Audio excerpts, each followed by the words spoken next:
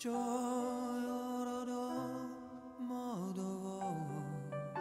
all the masters. Okay. That was way more powerful than ayahuasca. I mean, that is child's play compared to this. Yeah, absolutely. That's not a language. You can't interpret that into any word. Absolutely, you have to experience it.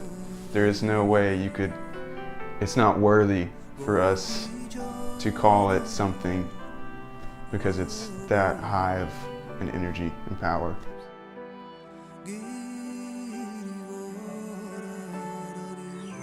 So I got my water baptism done today by Christopher Melchizedek, and here at the Temple of Ascension.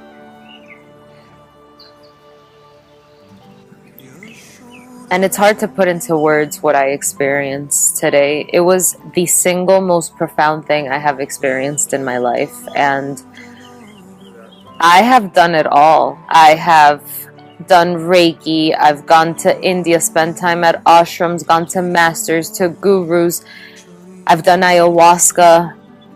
You name it, I have tried it. And it's hard to believe that there was no external influence, that this was all within myself. And I could truly feel Mother Earth's presence hugging me.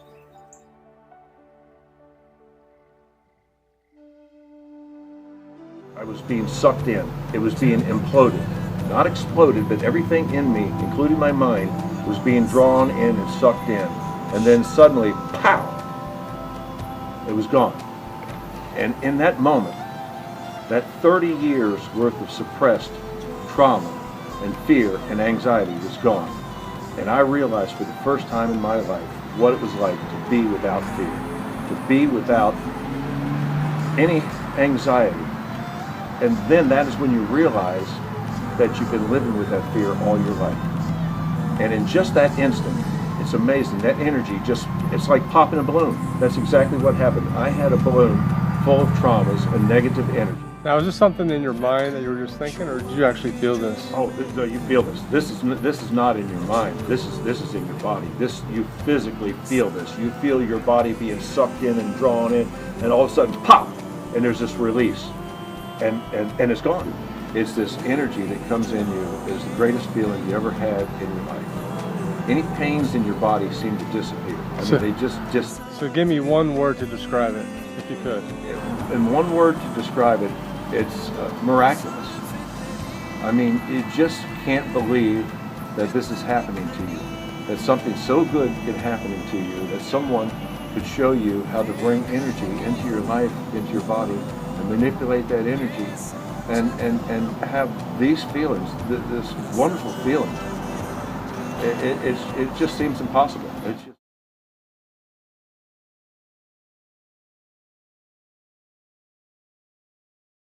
Extrinsic sources of DMT can be found in high concentrations in plants, ranging from those that grow in the desert to those that grow in the jungle, such as ayahuasca. DMT can also be synthesized in a lab with melatonin. Please understand there's a distinct difference between an extrinsic source versus the intrinsic source, which is your own DMT. There is a big difference. Many shamans are also mixing Rugsmania or angel's trumpet into their ayahuasca concoction. This is known for its hallucinogenic powers, creating a highly possible deadly drink. Unfortunately today, the ayahuasca experience has become an entrepreneurial industry in the jungles of South America at the expense of many spiritual seekers too willing to drink the Kool-Aid. If you choose experience with the extrinsic sources, you are playing with fire, making yourself susceptible to negative entities. These days, many college students are compounding their mental escape with alternative reality experiences using their own lab-synthesized version of DMT.